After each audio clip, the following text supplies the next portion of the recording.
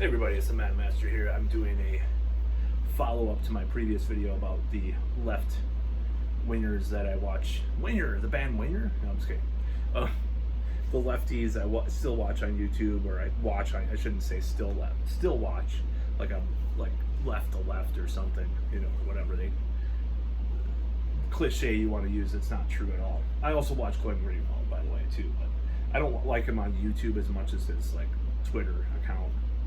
Just to add to that last video, I like his Twitter better than his like videos. It's kind of, I don't know, I like his videos, but not as entertaining in a certain way. I don't know. Maybe I haven't watched enough. So I'm going to talk about the right wingers that I watch on YouTube. So obviously I've mentioned in previous videos that I watch a lot of Stick, Sex, and Hammer. He writes a lot of books. He edits a lot of old occult books and all these weird books from the 1800s and early 20th century, and I just, and he's into a lot of similar things in culture and everything. Now, he is a Trump supporter, so it's like, makes a lot of excuses for Trump. Obviously, if you watch the Anomaly debate, he made a lot of excuses for the CARES Act and stuff. And while I sympathize with some of his stuff about, how the unfair treatment of Trump from the media in many ways, I'm not a Trump supporter. I don't think that he was, I don't know who's worse, Biden or him. I think probably at this point Biden is worse in some ways, just to be completely honest. I was never a Trump supporter. I'm not a Republican. I'm not a right winger. The Stick, Sex, and Hammer is not really a Republican either. So I find him quite entertaining. I use some of his parlance now. I think he's hilarious sometimes in a very dry way. I think some of his videos are great.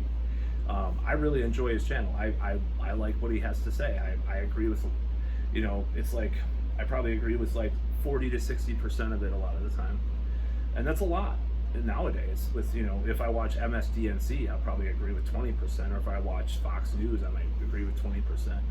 Unless maybe it's a Tucker Carlson bit where they have Greenwald or whoever on, So that's one I watch. I don't watch Tucker Carlson, speaking of him, that much. I just find his, he'll say something and then he'll just like totally like not add any nuance to it. And back to Stick, Sex, and Hammer, some of his economic stuff I disagree with, and he'll say some stupid stuff, but I just like his presentation and how he talks about stuff.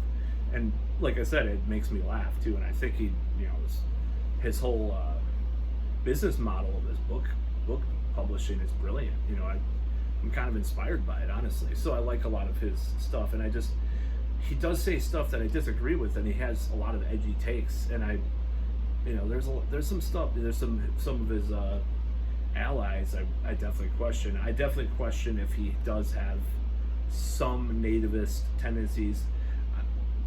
I would not say that he's a racist, but sometimes he says stuff that's a little weird. But everybody on the right wing is known to do that some of the time. Just as a lot of people on the left will say something more authoritarian that sounds kind of commie. It's just, you have to take. And I'm not saying like he's not a Richard Spencer or even a Rush Limbaugh or anything like that. So let's not take this out of context. But it's occasionally problematic in that area. But for the most, like, he's said some things in the past that are questionable. I think it's I think a lot of it's the edginess of this like Satanist thing that he was into. Like I've said in previous videos, like Michael Moynihan and like Boyd Rice and all these people, they just have this like kind of thing where they flirt with the far right, even though they're not necessarily far right themselves, or the aesthetics, or a little bit of the ideology, maybe some of the other stuff, which I do not like, by the way, because I am of Jewish descent, so I'd probably be a slur. But it's one of those things, and Anton LaVey was Jewish too, so it's kind of ironic. But it's one of those things. But yeah, Stick, Sex, and Hammer, I don't think he's a Nazi. He might have some nativist tendencies that lean towards, there was a recent video where he said something about some third world countries. It was his offhand remark, and the way that he said it was a little weird. I'm not going to say that I don't believe he's a racist. I'm just gonna say I don't believe he's a racist.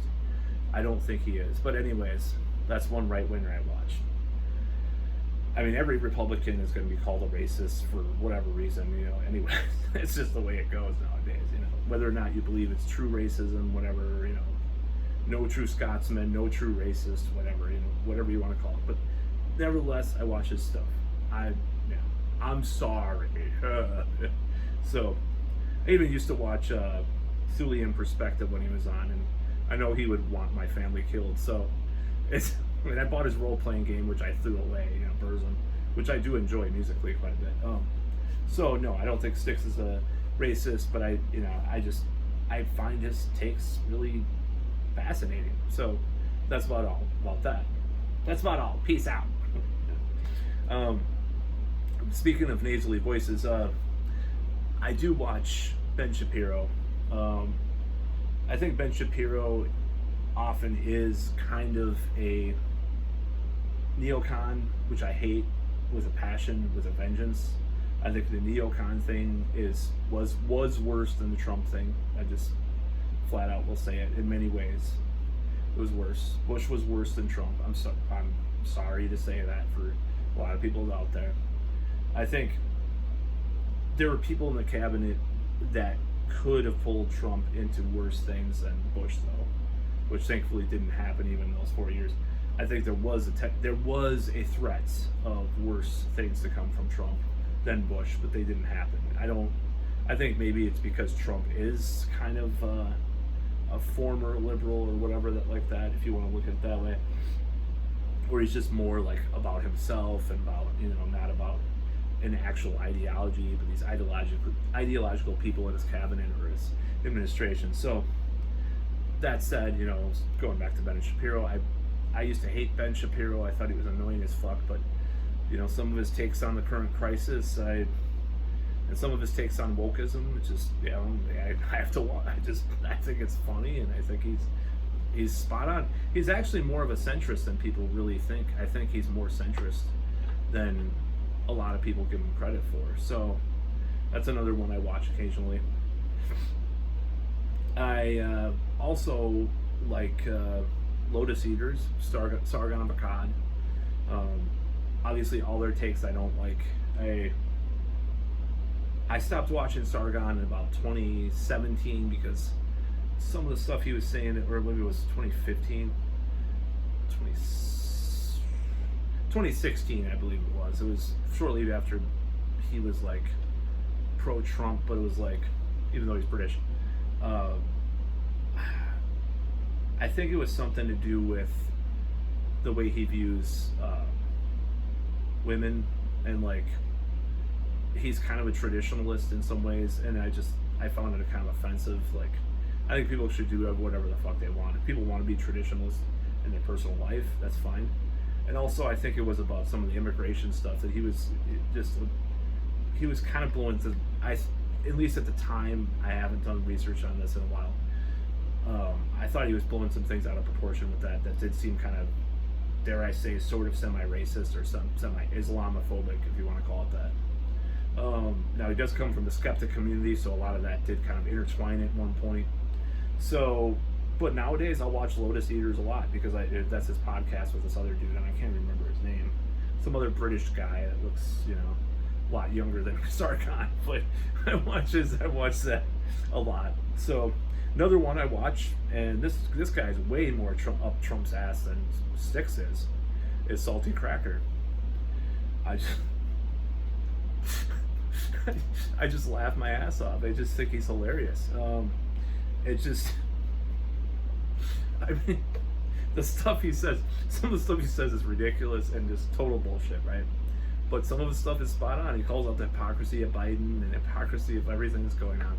And I just can't stop laughing. The guy does these voices and these impressions. I think the guy's funny as hell. I love him. It hurts for me to say that I love that channel, but I do. I watch it all the time.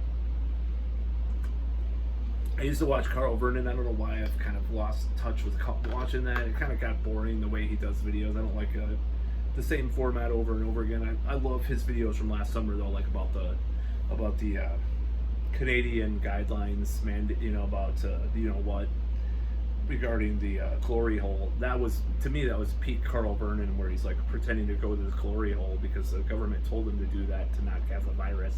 That was fucking hilarious. Another channel, right wing channel I watch. Let's see what else I watch. I do watch. I think that's Memeology. That's another one. Memeology. He does a lot of takes that I do not like, but it's usually like less than a minute video where he shows something, this hypocrisy, like he'll take a news clip of a politician saying something like 3 months before and totally contradicting it, and it's usually funny. It's usually interlaced with these clips from movies or cartoons, and I love that channel. Memeology 102, check it out. Another channel. It seems like I watch more right-wing channels than left-wing channels nowadays. It's not true, I swear, but there's just a lot more funny left or right-wing channels nowadays, rather than like the left-wing ones are more serious. I'm just like a fan of comedy, so I watch a little bit more right-wing channels nowadays. So what's another one that I watch? Obviously, Zeducation, Tyler Zed. His stuff is really funny. He does a lot of stuff. He does a lot of like non-political stuff, which is refreshing. It's like he'll have some kind of thumbnail that has some political thing. He has that Pelosi is the Teletubbies son or whatever thing in the beginning, because there's some Sunday thing she does every Sunday on Twitter or some shit, like some video she does. Happy Sunday, and it just everything about the guy is hilarious. I think the funny thing about his education is he reminds me a lot of this like Midwestern, like Republican kind of type, like more naive, like probably goes to church. This white, like could be like in a sports, like, well, he is in a sports. It's like this kind of Midwestern, like almost like, I won't almost say like blasé, like typical conservative middle American guy. Like he's definitely like not like a far right winger, but he's like, obviously he voted for Trump, but he's like, he's not, but he's like on a far right winger. He's like more, I believe he's a veteran too, but he actually does talk about like the military industrial complex, which is really interesting. So the guy I like the guy a lot. It's like, reminds me of like you're just like average like next door neighbor that happens to be, this like young guy that's kind of conservative Republican, maybe center right, So I find it refreshing because a lot of the time it seems like, and he probably like doesn't swear in real life and stuff, like it's really interesting. Like he's like one of those kinds of guys. He's like just like a genuinely like Midwestern Minnesota this is just what he reminds me of. I know he's from Minnesota. I don't know where he's in Minnesota small town, nice guy, white guy, jockish kind of dude, like just your average next door neighbor up there in Minnesota or something, like it almost like is like we don't have enough of like that almost more homely kind of like old school, like just regular dude thing, but his videos are amazing. They're hilarious, all these memes he brings up and he says all this stuff, but he's like not like edge, like Salty Cracker seems like he's on the edge like all the time. Like there's something wrong with the guy. It makes me laugh my ass off, but there's something wrong. Even like all these, like some of these right wingers are very much more edgelords in some ways. But Zeducation, Tyler Zed, he's definitely like almost like middle of the road in comparison. So I really enjoy his channel too. So that's kind of like most of who I watch on YouTube and elsewhere for right wingers. Once in a while I'll see something come up in my feed and I'll watch it, but those are like the bulk of them. So we have the left wingers that I watch and the right wingers. This kind of who I get informed by too, because I'll look something up that they mention on the show or whatever, So the reason, like I said before, I think the reason for me watching a little bit more right-wing content nowadays is because there's more parody in that. Not Parity, but Parody. More satire. The left has kind of become more unfunny because it got too woke, I guess. I don't know. But yeah, it's less funny on, you know, I mean, Jimmy Dore is still funny, and so, you know, and some of these left wing commentators are funny. I still find Amazing Atheist funny. Don't get me wrong. I just find a lot of his stuff boring, or nowadays, or I just lost interest for whatever reason. Maybe I just got distracted by something else. I don't know what it is, but I just don't find his takes good. Shoe on Head is another left winger that I still like too. So yeah, I guess they got into some arguments about some of the recent mandates too. So that brought a smile to my face, by the way, because I know T.J. Kirk was once very anti-authoritarian and anti-government and stuff, but obviously he lost his way. But yeah, I mean, I watch. What my point in being is that the right is way more funny nowadays in a lot of ways. Not all of them. Oh, JP. Oh, Waking with JP. Now, Waking with JP is I keep thinking of right wingers that I watch. I watch his stuff too, and I find his stuff sometimes not to be as funny as it could be, and I also find some of his takes it's just too Trumpian, rather than kind of outside of that box that I don't necessarily like. And I sound like a hypocrite because like Six Hex and Hammer is a Trump guy, but it's like the spoofs don't land as hard. The comedy doesn't land as hard. It's like, when you're talking about, like, I just don't like the whole, like, sometimes he does sound more standard Republican, and I just don't like that, the way that he does it. Some of his stuff's great though, of course, and I still watch him. So that's another one I watch. That's just in, and it's just, I like some of that stuff. So, and I'll say that I would not say that Matt McKinley's Quantum of Conscience channel is right wing necessarily. It's more a conspiracy channel. But anyways, so those are the right wingers I watch. Recommend all of them. Just like I recommend those other left wingers that I mentioned in the last video, and I'll continue to watch them. Unless I take a break from YouTube and BitChute and all that. But yeah, so I guess that's about all. Peace out.